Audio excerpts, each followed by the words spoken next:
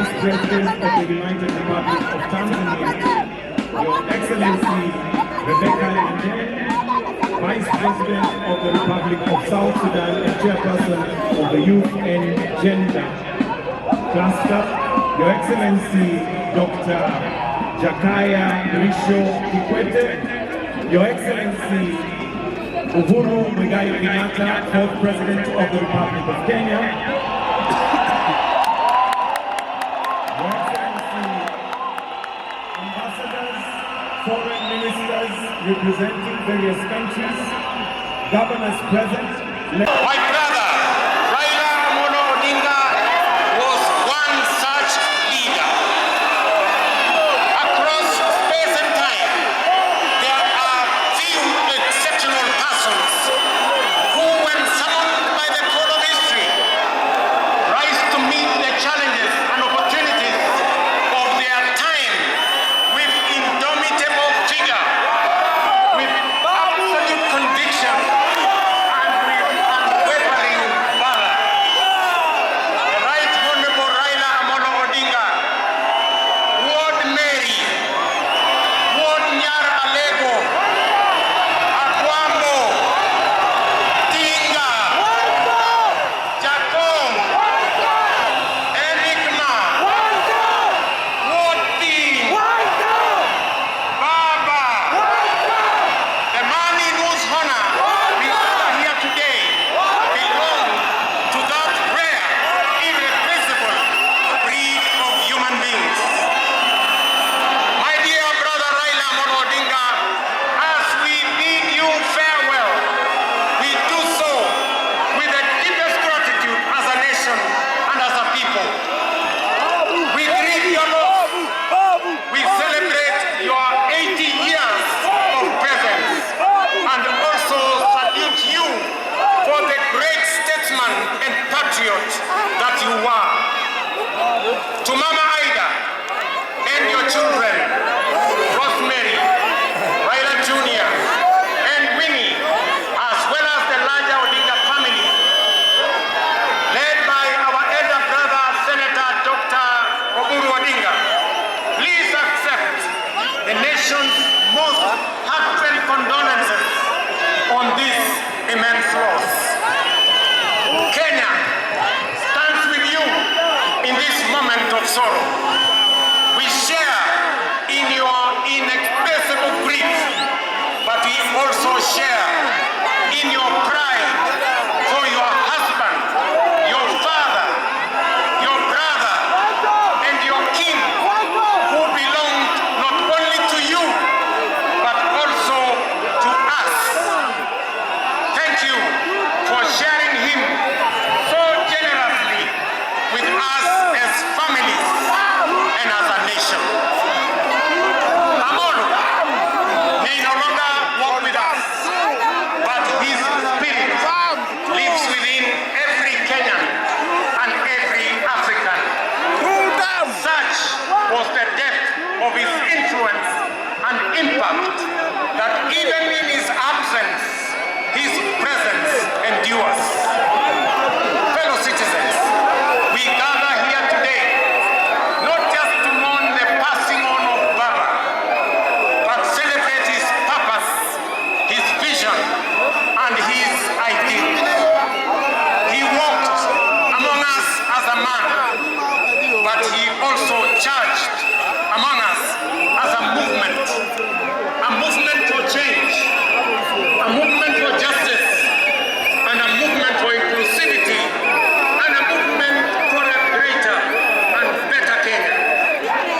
Allow me, fellow citizens, at this solemn moment, to also speak as an ordinary Kenyan, a father, a brother, and a fellow traveler in the journey of our nation's history.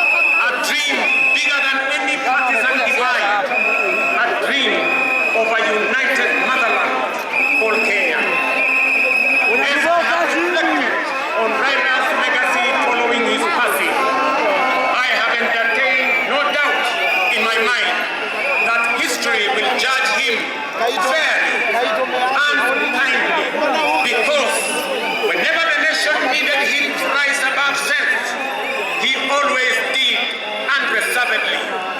Whenever Kenya needed reason, he became the voice of reason courageously.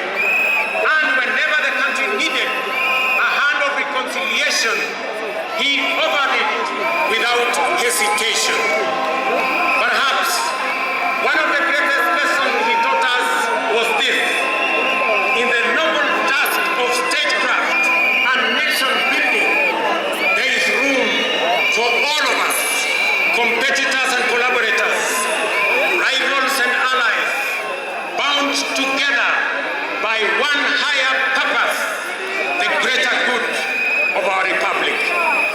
Fellow citizens, those who worked closely with the Honorable Raila Odinga know that he was irrevocably stubborn in his vision for a just, prosperous and united Kenya, a nation where opportunity belonged to all and justice favors none.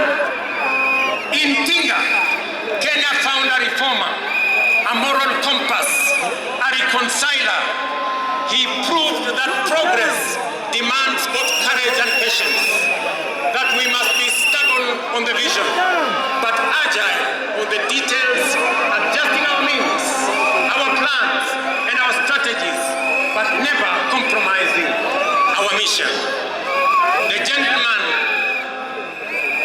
we are bidding farewell today gave more to this country than most will ever. He endured years of imprisonment, exile, and political struggle for not the privilege of power, but for the principle of service.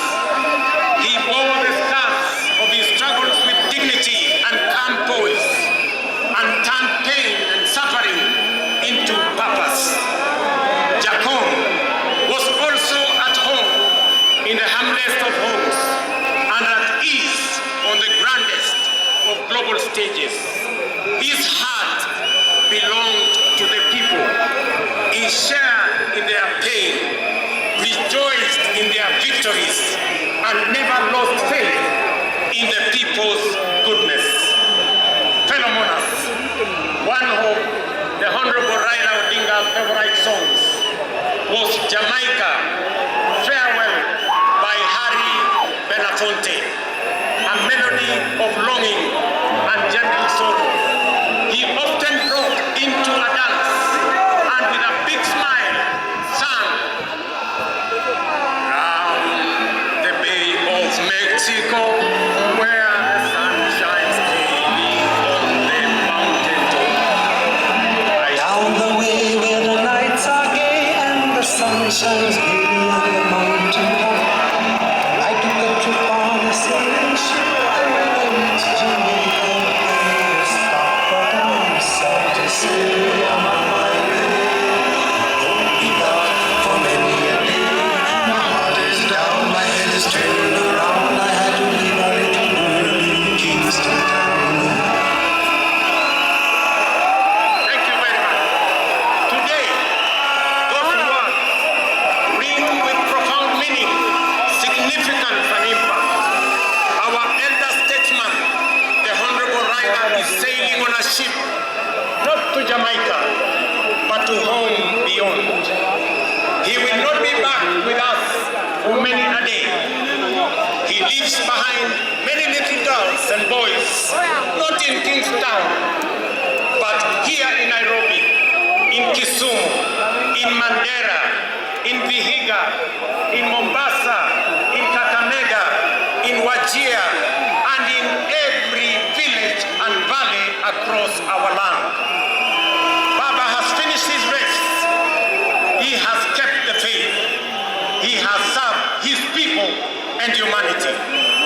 It is our solemn prayer to the Almighty God that the soil of the land which Honorable Raila so tirelessly served shall embrace him with grace, that the nation he sacrificed for shall eternally cherish his memory, and that the people for whom he fought for shall carry his dream forward.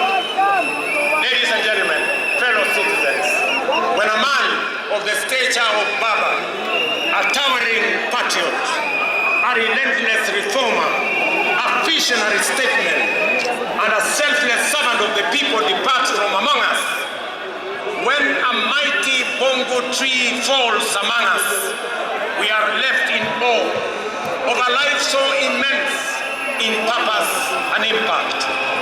And in that quiet moment of both boundless gratitude and unfathomable grief, we are rightly bound to ask, from where shall another like him rise? Ladies and gentlemen, there was